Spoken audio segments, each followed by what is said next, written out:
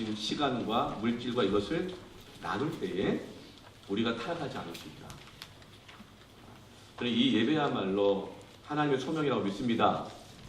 하나님 우리에게 주신 시간들을, 물질들을 하나님의 일을 위해서 예배하면서 드릴 때에 교회가 타락하지 않고 성도가 타락하지 않고 하나님의 부르심의 뜻을 이룰 수가 있는 것이죠.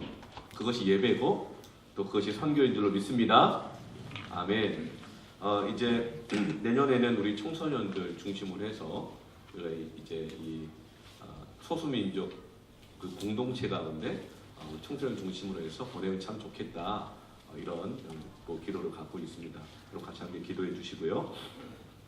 오늘 함께 말씀 읽겠습니다. 사무엘상 8장 1절부터 9절까지 말씀입니다. 사무엘상 8장 1절부터 9절까지 말씀입니다.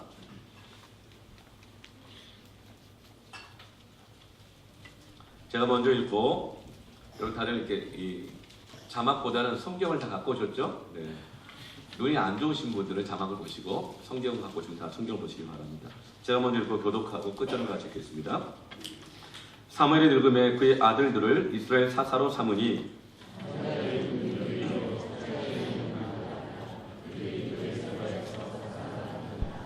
그의 아들들이 자기 아버지의 행위를 따르지 아니하고 이익을 따라 뇌물을 받고 판결을 굽게 하니라.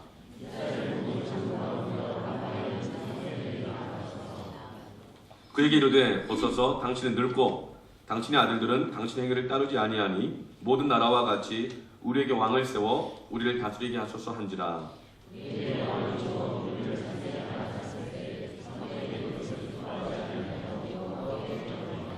여호와께서 사무엘에게 이르시되 백성이 내게 한 말을 다 들으라. 이는 그들이 너를 버림이 아니요 나를 버려 자기들의 왕이 되지 못하게 함이니라.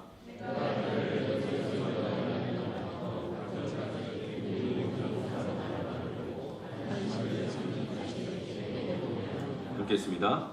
그러므로 그들의 말을 듣되 너는 그들에게 엄히 경고하고 그들을 다스릴 왕의 제도를 가르치라. 아멘. 우리 계속 기도를 주제로 해서 연말까지 주일마다 말씀을 듣고 있는데요. 오늘은 제로 포인트에서 기도하라입니다.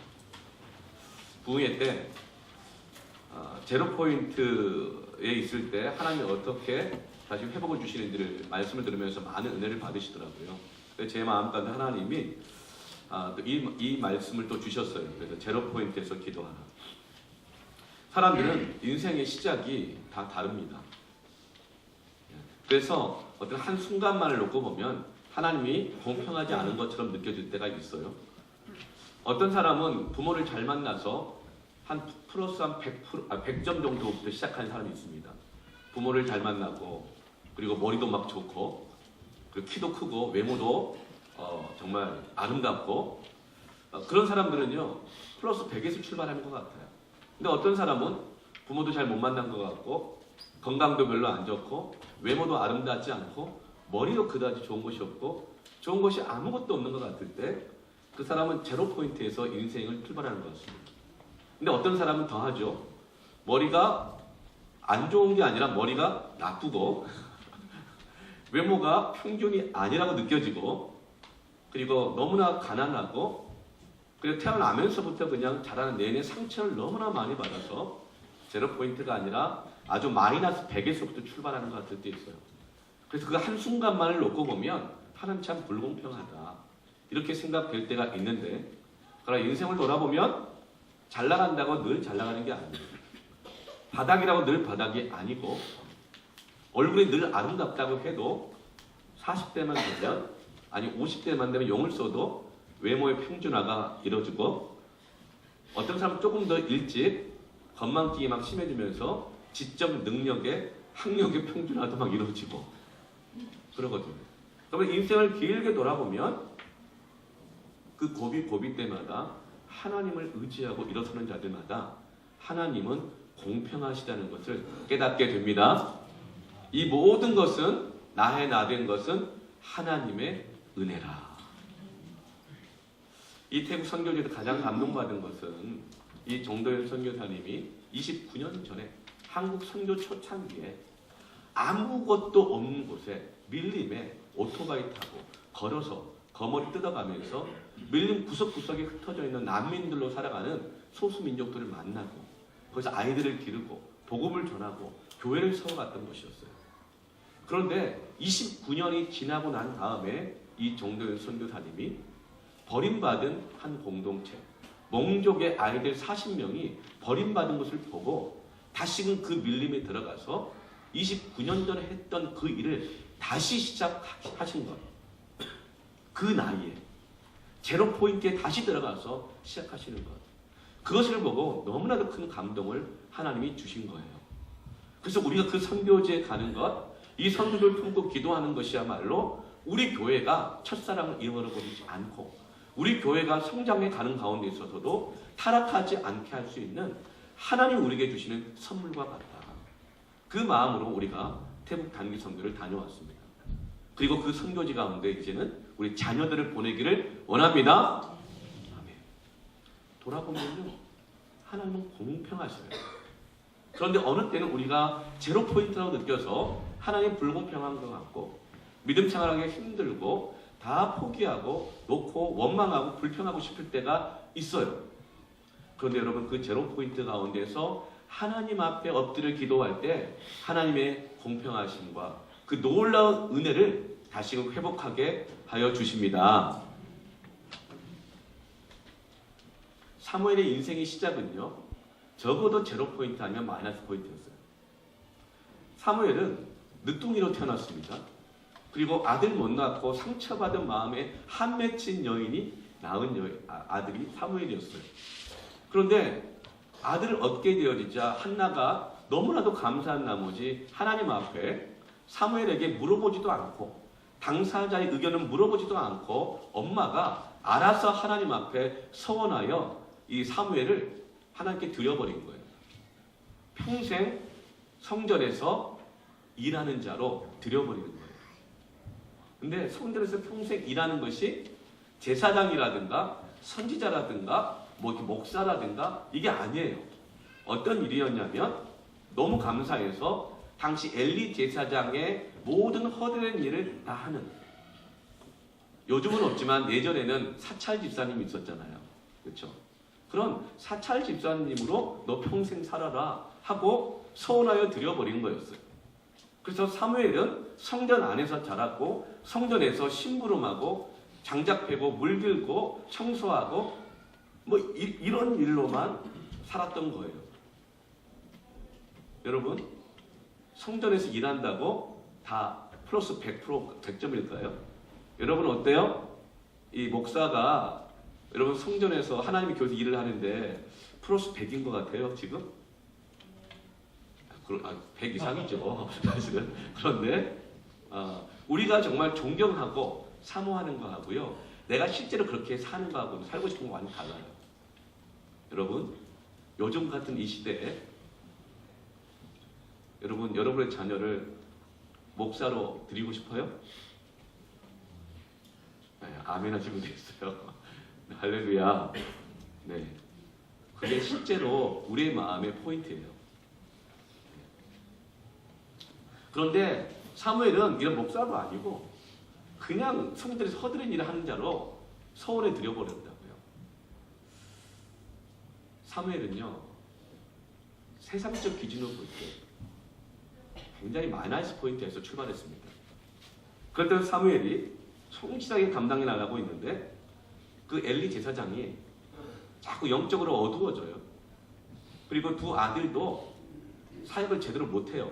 타락해가요. 그러자 하나님께서 이제 그러자 이 지도자가 타락하면요, 이스라엘 백성이 다 타락합니다. 볼링에서 킹핀이 있잖아요. 킹핀 넘어지면 다 넘어져요. 그래서 온 이스라엘이 다 우상 숭배예요.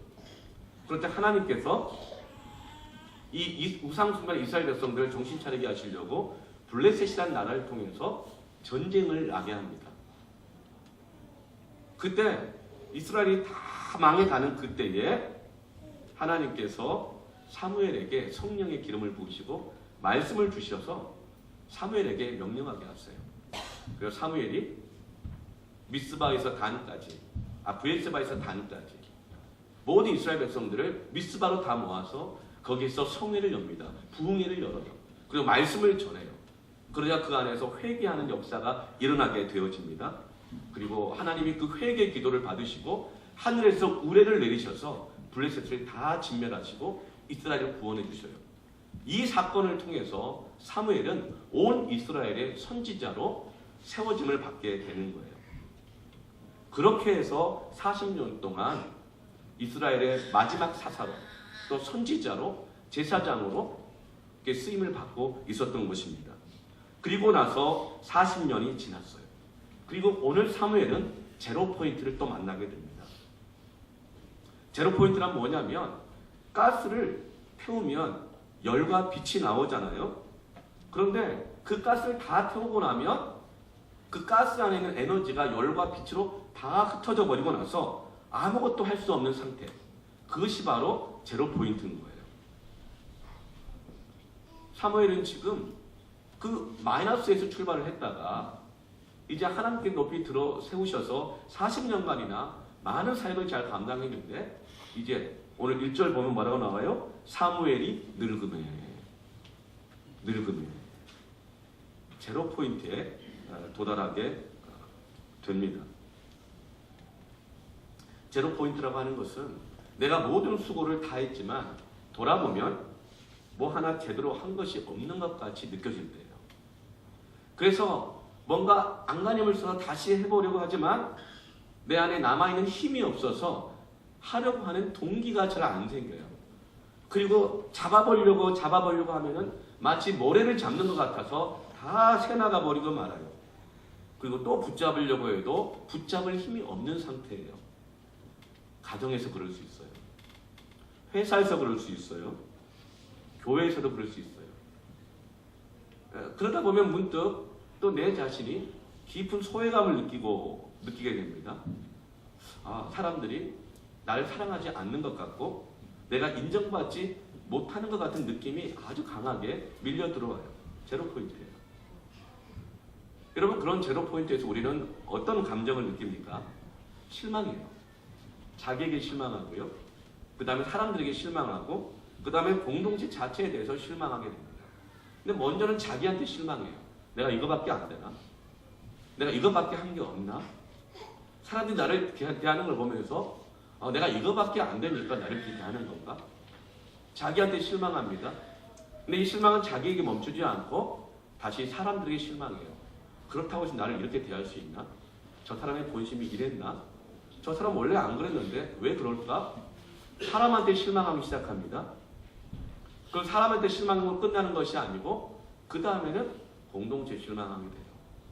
내가 이런 사람들과 같이 내가 있어야 되나? 남편한테 실망해요. 내가 이런 남자하고 살아야 되나? 아내한테 실망해요. 내가 이런 여자하고 내가 살아야 되나? 자식한테 실망해요. 그러면서 가정 자체에 대해서 실망하게 됩니다. 그리고 내가 때로는 이런 공동체, 회사, 아니면 교회 자체에 대해서 실망하게 되는 거예요. 그래서 그 다음에는 모든 소망을 다 잃어버려요. 자기한테 실망하고 상대방이 실망하고 관계 속에서 실망하고 공동체에 실망하면요. 그 다음에 모든 소망을 다 잃어요. 왜냐하면 사람들은 소망을 어디서 품냐면 먼저 나에게 품어요.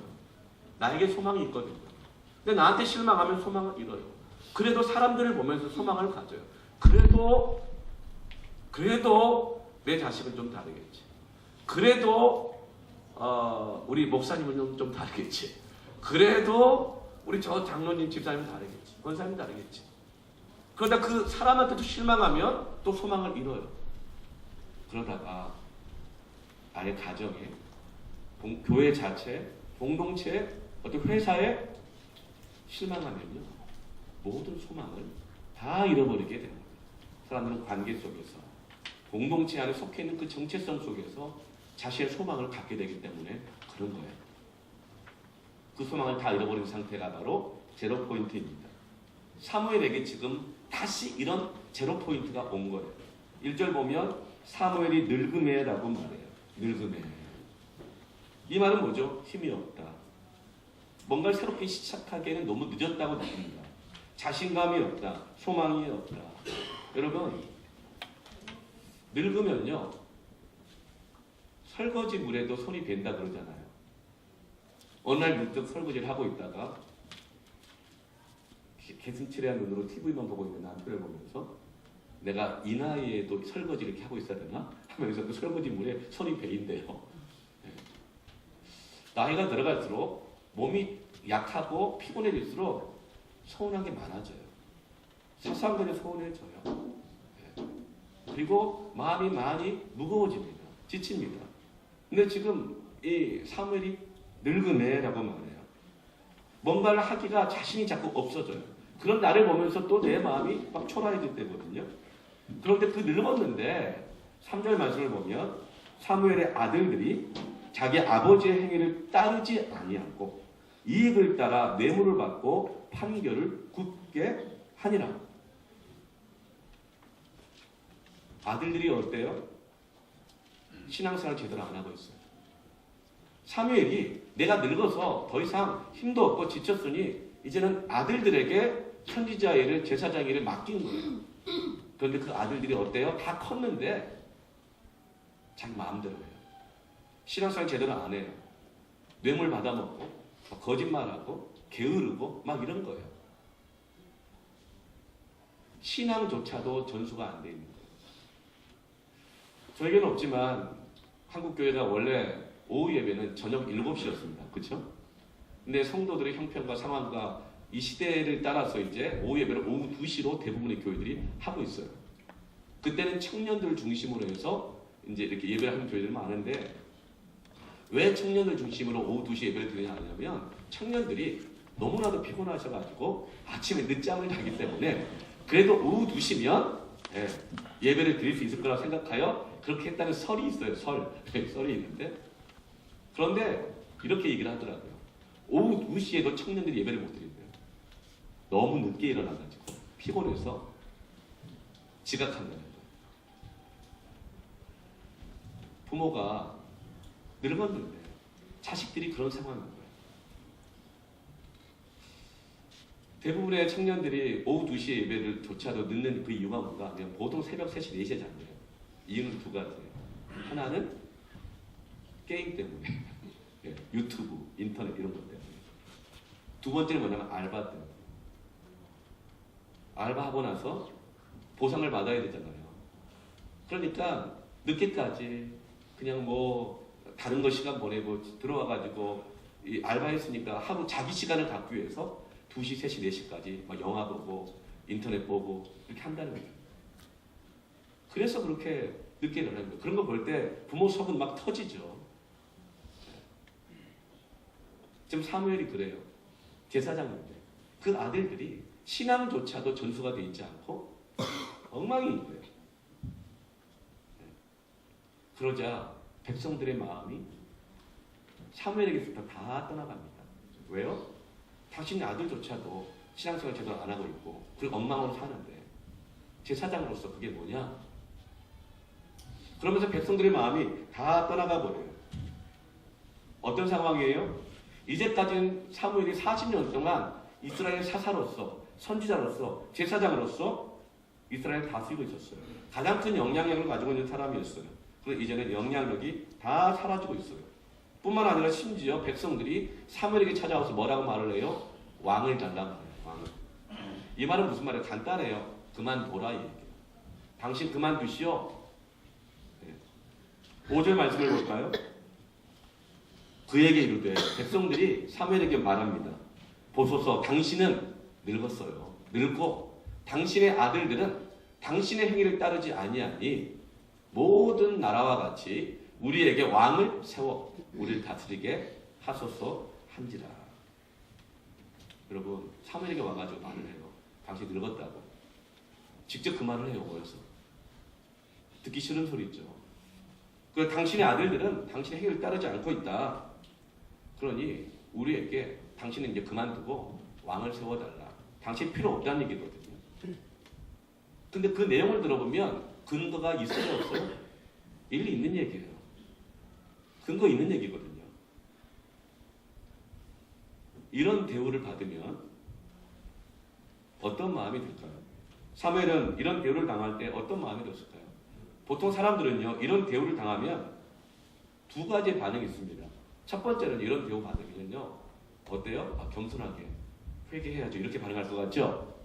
아니에요. 대부분 화가 나요. 대부분 분노합니다. 버럭 화를 내요. 내가 잘못한 것도 있고 그 사람이 말하는 게 근거가 있는 거긴 하지만 어떻게 너희들 나한테 이럴 수가 있느냐. 배신감을 느껴요. 지난 40년 동안 누구 덕분에 살았는데 내가 좀 잘못한 게 있긴 하지만 그러나 내가 얼마나 40년 동안 한 게 많은데 그건 싹 다 없애버리고 그거 몇 가지고만 나한테 이럴 수가 있는가. 내 공로는 다 무시하는 거냐? 라고 분노합니다. 사람들은. 그리고 그 다음에는 스스로 자기 자신을 입증하려고 애를 써요. 그래서 나 아직 안 죽었어. 이거 보여주고 싶어 해요. 제로 포인트를 인정하지 못하는 것이죠. 많은 사람들이 이렇게 분노합니다. 두 번째 반응은 이런 분들은 좀 고수들이에요. 좀 노련한 분들인데요. 앞에 막 분노하는 분들은 사실 하수예요. 하수고 아직 좀 어리버리한 거예요, 사실은. 근데 고수는요, 겉으로는 아무런 척도 하지 않아요. 겉으로는 절대 화내지 않습니다. 그러나 속으로 분노해요. 그리고 뒤에서 자기 편을 모아요. 그리고 그 힘을 모아서 싸우기 시작합니다. 네. 한번 따져볼까? 누가 더 잘했나 못했나? 네. 그래서 다툼과 분쟁이 일어나게 되는 거거든요. 그 안에 대부분 자존심 싸움이에요. 자의 싸움이에요. 그래서 여러분, 하수는 분노하고 고수는 분쟁을 일으켜요. 이것이 제로 포인트에 있을 때 대부분의 사람들의 반응입니다. 그러면서 이 내 내면 안에 그리고 가정이나 교회나 공동체 안에 관계 속에 이런 영적인 전쟁이 막 일어나는 거예요. 근데 여러분, 우리는요, 영적 싸움에서는요, 이 무엇이 더 옳으냐, 무엇이 더 낫냐 이 싸움이 아니에요. 영적 싸움에서는 먼저 무엇이 옳고 그르냐보다 싸움의 대상을 분별해야 합니다. 왜냐하면요, 요즘 이 세상에 싸우고 갈등이 일어나는 걸 보세요. 정말 뭐가 맞는지 틀린지 정말 모르겠어요. 알겠어요? 모르겠어요? 좀 헷갈리지 않아요? 그래서 섣부르게 이것이 옳다 틀리다 말할 수가 없어요. 그만큼 사람들의 이 인식은요, 완전하지 못해요. 근데 우리가 영적 싸움에 들어갔을 때 옳고 그름을 먼저 구별하고 싸우다 보면요, 분쟁과 시기로 더 번지게 되어집니다. 그런데 영적 싸움에서는요, 먼저 뭘 분별을 해야 되냐면 싸움의 대상을 분별해야 합니다. 그래서 에베소서에서도요, 우리의 싸움은 혈과 육에 대한 싸움이 아니라 싸움의 영적 대상을 먼저 분명하게 분별하게 해요. 어둠의 세력들이라는 거예요. 우리는 어떤 갈등이 생기거나 싸움이 생기면요, 대부분 문제의 원인을 내가 아니라 상대방이라고 생각합니다. 예, 여러분, 그것이 맞을 수 있어요. 그런데요, 갈등이 생길 때마다 대상이 바뀌는데 똑같은 어려움이 생긴다. 사람은 바뀌는데 똑같은 어려움이 생기는 거예요. 상황은 바뀌는데 똑같은 어려움이 반복되는 거예요. 그때는 여러분, 그 갈등과 문제의 원인이 상대방이 아니라 상당수 나라는 증거가 되는 것입니다. 그런데 마귀는요, 싸움의 대상을 교묘하게 바꿉니다. 마귀는 나의 연약함을 이용해서 나의 모든 것을 사용하여서 사람을 공격하게 해요. 그리고 심지어 하나님을 공격하게 해요. 그래서 무너뜨리려고 하는 것입니다. 영적인 전쟁은요, 삼자 관계인데요. 우리 영적 전쟁 어떻게 생각해요? 하나님 생각합니까? 우리 영적 전쟁은요, 우리는 어떻게 생각하냐면 어떤 사람, 그리고 나, 그리고 마귀 이렇게 생각해요. 그래서 막 마귀를 공격하려고 그러고, 그리고 사람을 막 공격하려고 그럽니다. 그러다 많이 지쳐요. 근데 영적 전쟁은 어떤 관계냐면 하나님과 나와 마귀와의 삼자의 관계예요. 거기에 다른 사람이 들어와 있지 않아요. 근데 마귀는요, 하나님을 공격할 수 있어요, 없어요? 공격 못하거든요. 그러니까 마귀는 누굴 공격해요? 나를 공격합니다. 나를. 나의 연약함을 공격해서 내가 하나님을 대적하게 만들고, 나의 연약함을 공격해서 남편을 공격하게 하고, 자녀를 공격하게 하고, 아내를 공격하게 하고, 내 이웃을 공격하게 하고, 성도들을 막 공격하게 만드는 거예요. 그렇게 해서 우리가 사람을 공격하고 하나님을 공격하고 대적하게 하면서 가정을 무너뜨리고 교회를 무너뜨리는 것이 마귀의 영적인 전략인 것입니다. 여러분, 우리의 싸움은 대상을 정확하게 분별해야 됩니다. 그래서 우리의 싸움은요, 나하고의 싸움도 아니에요. 싸운다고 하면 자꾸만 나를 공격하잖아요. 자책하고 정죄하면 어떻게 돼요? 내가 상처받는 거예요. 우리의 싸움의 대상은 어둠의 세력인 줄로 믿습니다. 여러분, 사람을 공격하는 게 아니에요. 이게 바로 마귀의 속임수거든요. 사도행전 말씀을 보면 우리가 계속 사도행전 큐티를 하고 있는데, 바울의 인생 가운데 반복적으로 나타나고 있는 것이 뭐냐면, 가는 곳마다 갈등이 일어나요. 가는 곳마다 공격을 당하고 가는 곳곳마다 쫓겨나요. 왜냐하면 유대인들이 지긋지긋하게 쫓아와서 바울을 시기하고 질투하면서 주변 사람들을 선동하고 주변 사람들을 충동질해서 바울을 공격하게 만들고, 그리고 법정에 세우고 고소하고 때로는 돌을 쳐서 때려가지고 거의 죽게 만들고요, 조롱하고요, 수치심을 느끼게 만들고 했어요. 그것이 계속 반복됩니다. 그런데 바울은 그 수많은 공격과 그 수많은 갈등 속에서도 한 번도 맞서 싸우지 않고 계속 피하여 도망가고 있습니다. 그 이유가 무엇인지 바울은 고백하고 있어요. 나는 그런 사소한 것에, 그 분쟁에 나의 옳음을 증명하느라 내 시간과 에너지를 빼앗기고 싶지 않다. 나는 하루라도 내게 주어진 인생 가운데서 한 사람이라도 더 얻고자 하기 위함이다. 이것이 바울이 그런 분쟁 가운데 자신의 인생을 소모하지 않고 계속 옮겨다니면서 갈등을 피하면서 복음을 전했던 이유라고 말하고 있어요. 어떤 곳은 3주를 머물렀다가 쫓겨났어요. 어떤 곳은 석 달을 복음 전하고 섬기다가 쫓겨났어요. 어떤 곳은 고린도 교회 같은 것은 1년 6개월을 사례비도 못 받고 섬기다가 1년 6개월을 섬기다가 거기서 쫓겨났어요. 그 다음에 가장 오래 있었던 것이 에베소 교회에서는요, 3년 동안 제자 훈련하다가 또 쫓겨났어요. 바울은요, 그렇게 섬기다가 갈등을 겪고 쫓겨날 때마다 모든 것을 놓고 도망가야 했어요. 바울은 도망갈 때마다 그 제로 포인트를 경험하게 됩니다. 그런데 어떻게 바울이 그렇게 끝까지 그의 사명을 감당할 수 있는가? 바울은 고린도전서 15장 31절에 이렇게 말합니다.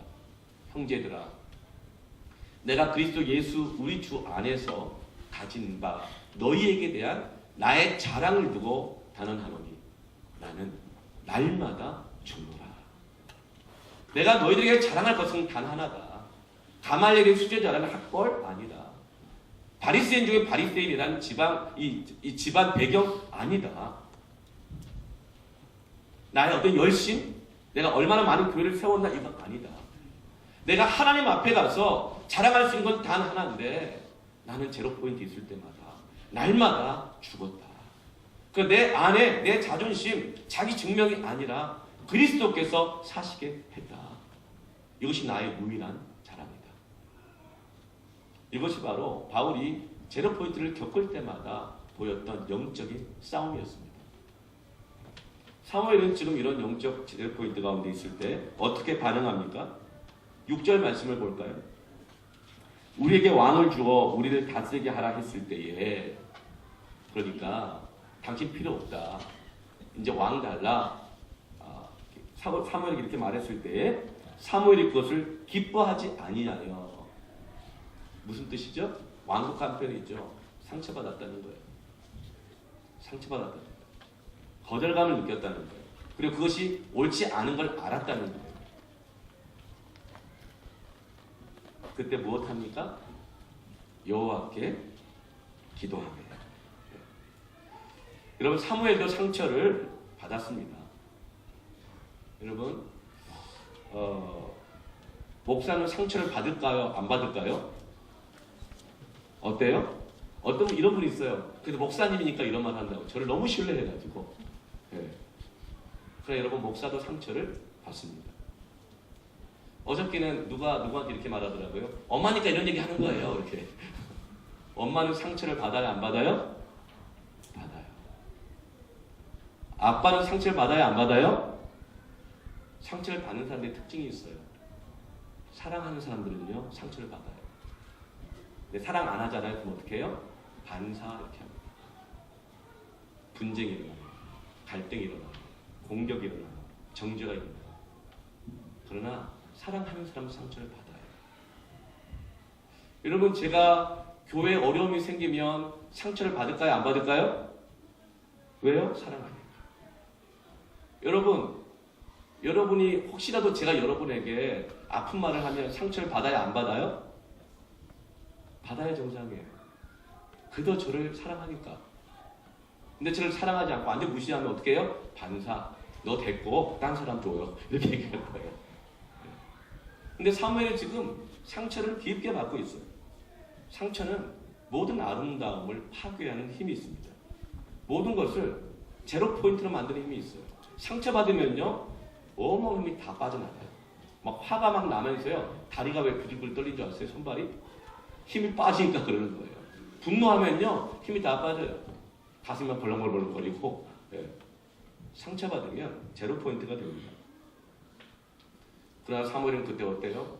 분노하거나 자기를 증명하기 위해서 사람을 모아서 대립 전쟁하게 하고 이렇게 하지 않아요. 항의하지 않아요. 분쟁하지 않아요.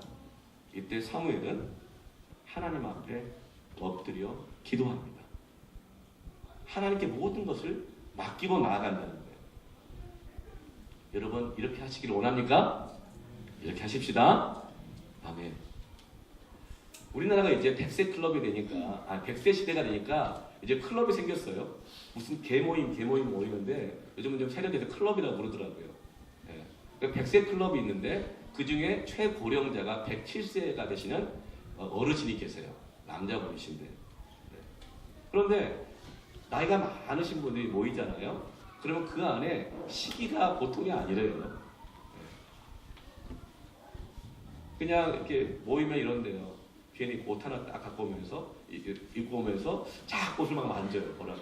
그러면서 말해 이거 그냥 우리 큰애가 갖고 왔는데 필요 없다고 하는데 꼭 이렇게 갖고 오더라고 이러면서 막 자랑해요. 그럼 한쪽에 코가 쭉 빠져 계세요. 예. 그러면서 또 이번에 우리 손주가 말이야 어느 학교를 막 갔는데 어디 뭐 대기업 입사를 했는데 말이야 그냥 지가 알아서 크더라고 뭐 이러면서 막 자랑을 해요. 그럼 그 안에 막 시기와 질투와 막 분쟁이 생겨가지고 막 서로 자존심 상해하고 그렇게 감정 상해된 상태에서 좀 무슨 말 한마디만 들으면 나 무시한다 그러고 하면서 그렇게 많은 갈등과 이 시기와 분쟁이 있대요. 그런데 그 중에 제일 나이가 많으신 107세 된 어르신이 너무나도 얼굴이 평안하시고 온유하시고 겸손하시고 오히려 동생들을 막 챙기는 거예요. 자랑도 없어요. 시기도 없어요. 서로 싸우면요 오히려 그걸 즉시 바라보면서 화해시키고 막 그래요. 그러면서 제일 건강하셔. 제일. 그래서 기자가 물어봤어요. 어르신 연세가 어떻게 되셔요? 나 7살. 아니 근데 어떻게 100세 클럽에 오셨냐고. 100살은 무거워서 집에 두고 왔어. 이렇게 농담을 하실 정도로 물어봤어요. 어르신은 어떻게 이렇게 평안하시냐? 어떻게 화도 안 나시냐? 나 같으면 그런 말 들으면 굉장히 기분 나쁠 것 같은데 어르신은 어떻게 그런 말 듣고도 그렇게 평안하시냐고. 그랬더니 이분이 이렇게 말을 해요. 내뒀더니 다 죽대.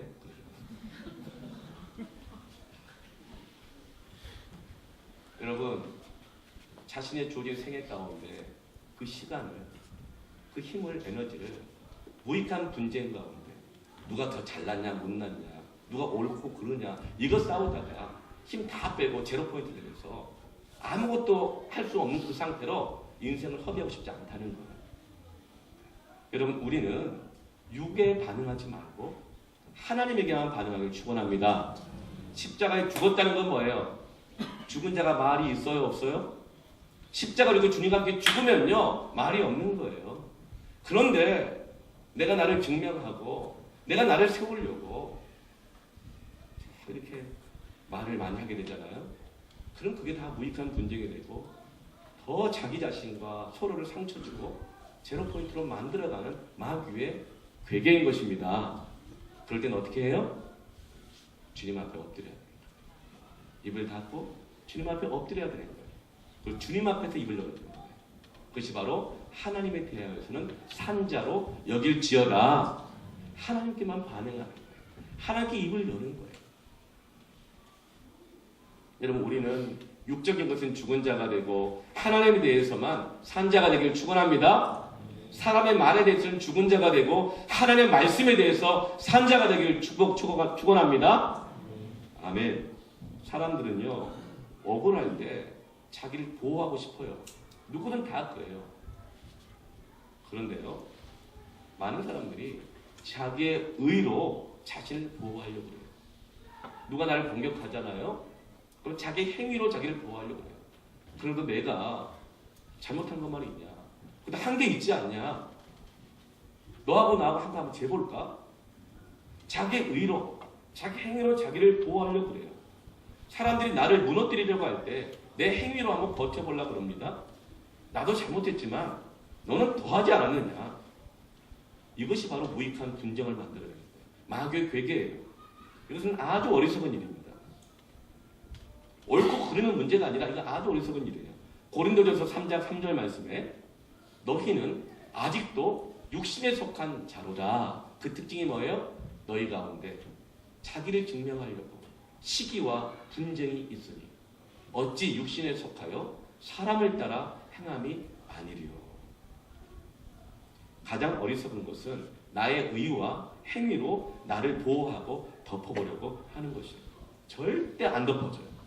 더 많은 분쟁이 일어나고요. 더 많은 갈등과 시기가 일어납니다.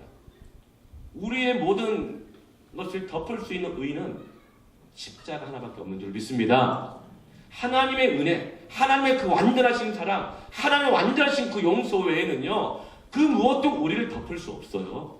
그 무엇도 우리를 보호할 수 없어요. 어떤 우리의 의나, 어떤 우리의 노력이나, 어떤 우리의 고매한 인격이나, 우리가 살아왔던 모든 것으로도 결국 하나님 앞에 재보면요, 절대 우리가 보호가 안 돼요. 더 우리의 죄만 드러내게 할 뿐인 거예요. 사무엘은 제로 포인트 되었을 때 당신 늙었다. 자식도 제대로 못 키우지 않았느냐. 그게 당신 그만둬라. 이렇게 비난받고 상처받았을 때 사무엘은 자기 자신을 스스로 보호하려고 하지 않아요. 스스로 자기를 증명하려고 하지 않고 싸우려고 하지 않고 어떻게 해요? 엎드려 하나님 앞에 기도합니다. 그러자 하나님의 임재가 사무엘 가운데 덮습니다. 그리고 하나님의 임재가 사무엘을 보호해요. 하나님의 임재가 보호해요. 여러분, 상처받았을 때도요, 하나님의 임재가 나와 함께 있는 걸 느끼면요, 그 상처 때문에요, 분노하지 않아요. 하나님의 사랑이 더 크니까. 하나님의 확인이 더 크니까. 사람들로부터 확인받지 못해도, 인정받는지, 사랑받는지 확인받지 못해도 하나님의 임재가 내게 오면 하나님의 확인하심이 너무나도 강렬하고 크기 때문에, 영광스럽기 때문에 분노하지 않아요. 자존심 싸움으로 나가지도 않습니다. 하나님은 사무엘이 엎드려 기도할 때 어떻게 응답하세요? 7절 말씀을 보면 여호와께서 사무엘에게 이르시되 백성이 내게 한 말을 다 들으라. 이는 그들이 너를 버림이 아니요 나를 버려 자기들의 왕이 되지 못하게 함이니라. 여호와께서 사무엘에게 말씀하셨어요. 백성이 네가 한 말을 다 들었지? 아프지? 억울하고 상처받고 버림받은 그 마음 아프지. 그런데 그들이 너를 버림이 아니고 나를 버린 것이다. 그들이 너를 공격하는 것 같지만 너를 공격하여 하나님을 대적하게 하고 하나님을 공격하는 것이다. 하나님은 지금 영적 싸움의 대상을 분명하게 말씀해 주시는 거예요. 그러면서 하나님이 사무엘에게 말씀하신 건 뭐냐면 너 버림받았니? 그럼 이제 네가 이스라엘 백성들이 지금 우상 숭배하면서 나를 버렸을 때 내가 느꼈던 아픔을 너도 알겠구나. 너 버림받았니? 나도 버림받았다. 이건 뭐예요? 십자가. 십자가를 경험하게 한 것입니다. 이사야서 53장 3절 말씀을 보면 십자가에 대한 이사야의 예언이잖아요. 그는 멸시를 받아 사람들에게 버림받았습니다. 멸시를 받은 거예요. 버림받은 거예요. 그리고 간고를 많이 겪었으며 질고를 질기게 즐긴 고통이에요. 간고는 뭐예요? 간이 아픈 거예요. 간이. 스트레스 많이 받으니까 간이 붓고 썩고 너무나 고통이 질기고 질긴 고통을 아는 거예요. 너무 그런 깊은 멸시와 상처와 버림받음을 경험하는 것이 바로 십자가입니다. 이사야서 53장 7절에는 그가 곤욕을 당하여 괴로울 때에도 그의 입을 열지 아니하였으며 마치 도수장으로 끌려가는 어린 양과 털 깎는 자 앞에서 잠잠한 양같이 그의 입을 열지 아니하였다. 조롱받고 멸시받고 억울할 때요, 우리의 입을 열지 않고 하나님 앞에 엎드려 기도할 때 하나님 임재가 찾아오는데요, 그때 뭘 경험해요? 십자가를 체험합니다. 놀라운 거예요. 하나님은 가장 큰 은혜, 가장 큰 보호하심, 가장 큰 역사로 하나님 임재를 십자가를 경험하게 하시는 것입니다. 십자가의 사랑이 나를 덮으면요, 우리가 이 부흥회 둘째 날 때 정말 많은 성도들이 은혜 받고 눈물이 터진 그 찬양, 여호와의 유월절 가운데 그 중간에 찬양 가사에 제가 이 찬양하다가 정말 눈물이 터져가지고 얼마나 큰 위로를 경험했는지 몰라요. 중간에 보면 내 주를 향한 사랑과 그 신뢰가 사그러져 갈 때, 근데 제로 포인트 됐을 때 하늘로부터 이곳에 장막이 덮이네. 하나님의 임재가 장막이 되어서 보호하신다는 거예요.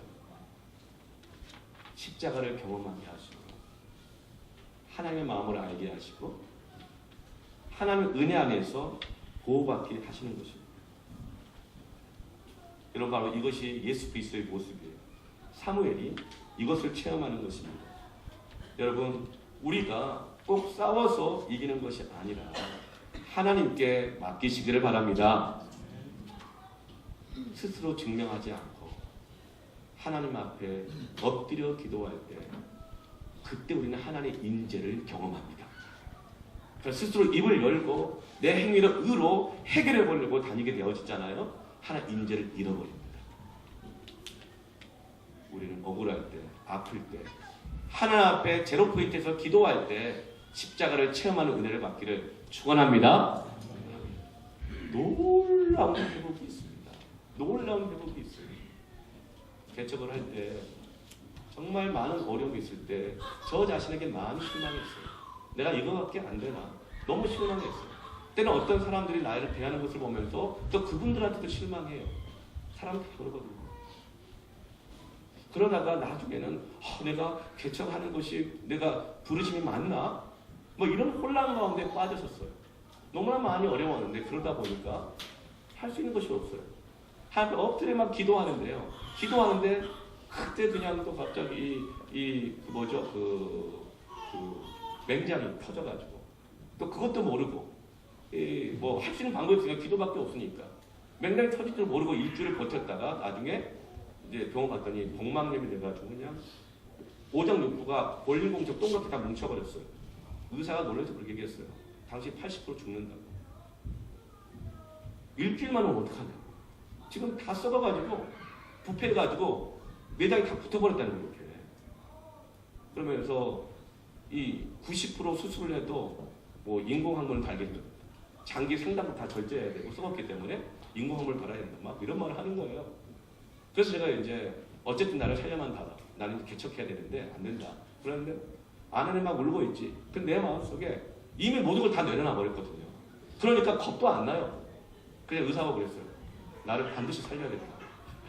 나 교회 개척해야 되는데 반드시 살리는데 언제까지 살려야 되냐면 이번 구정 끝나고 나서 내가 다시 개척 시작할 수 있도록 2주 안에 모든 걸 해결해야 된다고. 말도 안 된다 의사가 막 그랬어요.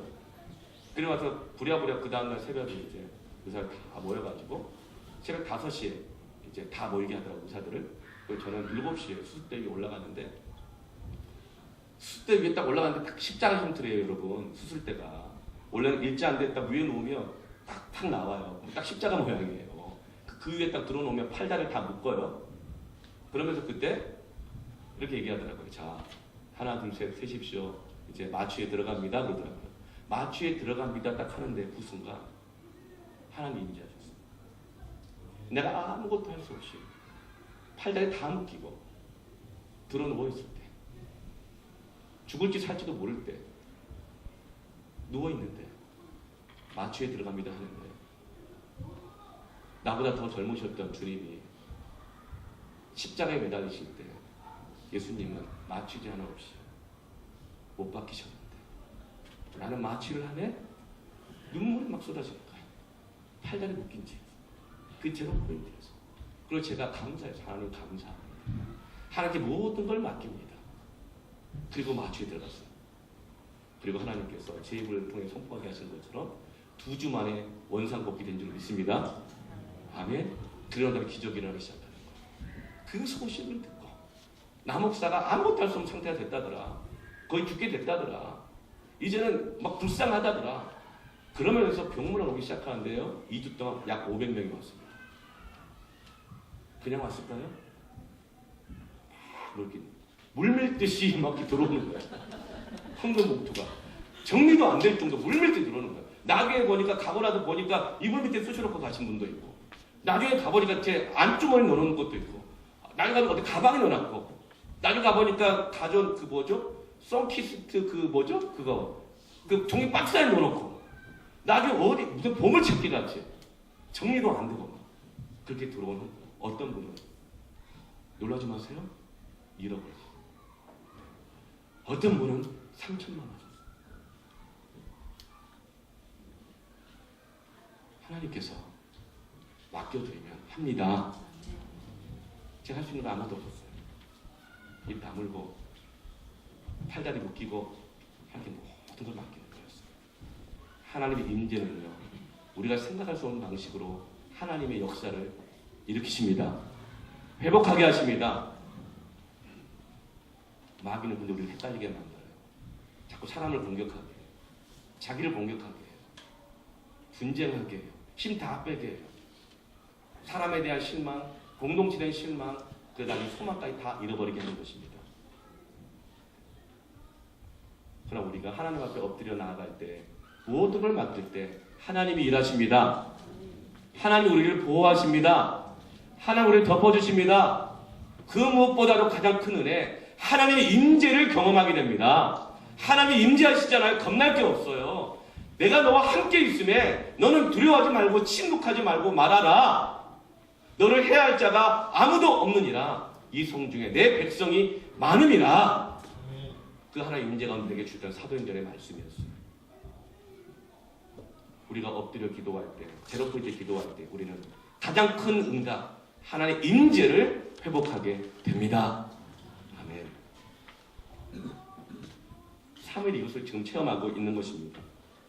로마서 6장 13절에서 15절 말씀에 또한 너희 지체를 불의 무기로 죄에게 내주지 말고 오직 너희 자신을 죽은 자 가운데서 다시 살아난 자 같이 하나님께 드리며 너희 지체를 의의 무기로 하나님께 드려라. 우리의 상한 마음, 상처받은 마음, 우리의 부족한 손, 우리의 발, 시간, 물질 모든 것을 하나님께 맡겨드리면 그걸 가지고 자랑질 못하고, 그걸 가지고 비교 못하고, 그걸 가지고 난 무시하지 못하고, 그걸 하나님께 드리면 하나님 그걸 가지고 대신 마귀와 싸우시는 줄로 믿습니다. 이것이 바로 우리의 제로 포인트에서 기도하는 거예요. 하나님, 내가 부족하지만 다시금 나를 사용하여 주세요. 삼손처럼 눈 뽑히고 머리 잘리고 그 비참한 상황 가운데 있었지만 하나님, 나에게 한 번만 다시 힘을 주시면, 나로 사용해 주시면, 이렇게 자기 자신을 하나님께 완전히 맡겨드렸을 때 하나님 삼손을 사용하시고 제로 포인트에 있었던 모든 사람들을 다시금 사용하신 줄로 믿습니다. 예수님은 고난을 겪으심으로 이기셨어요. 예수님은 고난 가운데서도, 멸시 가운데서도 침묵으로, 죽음으로 하나님의 뜻을 이루신 것입니다. 우리가 때로는 옳고 그름을 반드시 밝히고 주장해서 이겨야 할 때도 있지만, 그런데 여러분, 내가 무시당하고 내가 죽어야 할 때가 있을 때가 있어요. 그렇지 않으면 그 분쟁이, 그 갈등이 계속된다 느낄 때가 있어요. 그때는 어떻게 해야 돼요? 하나님 나를 십자가의 체험으로 인도하시는 때입니다. 밝혀도 분쟁이 계속될 것이라면 억울해도 침묵하고 그 십자가를 지시길 바랍니다. 절대 죽음으로 안 끝나요. 절대 멸시로 안 끝나고 부활의 영광으로 우리를 다시금 옷 입혀 주십니다. 이제 사무엘을 다시금 높여주셔요. 다시 원로의 힘이 회복되고 다시금 민심이 사무엘에게 돌아오게 되어집니다. 왜냐하면 하나님 임재 속에서 하나님이 사무엘 마음 안에 자기 정죄감이나 자격지심이나 사람들에 대한 분노, 이 모든 것을 다 씻어버리셨어요. 그리고 나서 사무엘 다시금 사명을 주시고 용기와 담대함을 주셔서 이스라엘 백성들에게 가르치게 했어요. 말하게 했어요. 이전만 해도 자식도 제대로 못 키웠는데, 내가 늙었다고 게을러가지고 기도도 안 했는데 내가 뭐 할 말이 있어? 하고 했던 사무엘이 그 자기 정죄감을 이기고 하나님의 말씀을 그 백성들에게 다시금 가르치기 시작합니다. 그리고 나중에 이 사무엘이 어떻게 해요? 왕을 세우기도 하고 사울왕을 세우고 사울 왕을 패하는 자가 돼요. 그리고 메시아의 이 왕조를 시작하게 되는 다윗에게 기름을 부어 왕으로 세우는 자가 바로 사무엘입니다. 사무엘은 제로 포인트에서 다시금 회복하여 킹 메이커가 된 거예요. 다시금 사람들을 세우는 자가 되는 것입니다. 인생에 제로 포인트가 있어요. 그때 인간의 방법, 육으로 하면 우리는 망하지만 그때는 하나님의 은혜를 의지하여 엎드려 기도하십시다. 요셉이 언제 위대했어요? 총리가 돼서 권력 있을 때가 아니었어요. 형들에게 배신당하고 노예로 팔려가고 보디발의 아내 추행했다고 오해받고 감옥에 가고 열심히 일했지만 또 잊혀져 버리고 완전 제로 포인트였을 때 어떻게 이런 어려움과 억울함을 견뎌냈을까? 그가 욕심부리면서 아버지에게서 받았던 채색 옷을 끝까지 지키려고 붙들고 보디발의 집에서 총무의 자리까지 갔다고 그 총무 자리 지키려고 했다면, 그렇다면 요셉은 결코 하나님의 보호하심을 받지 못했을 거예요.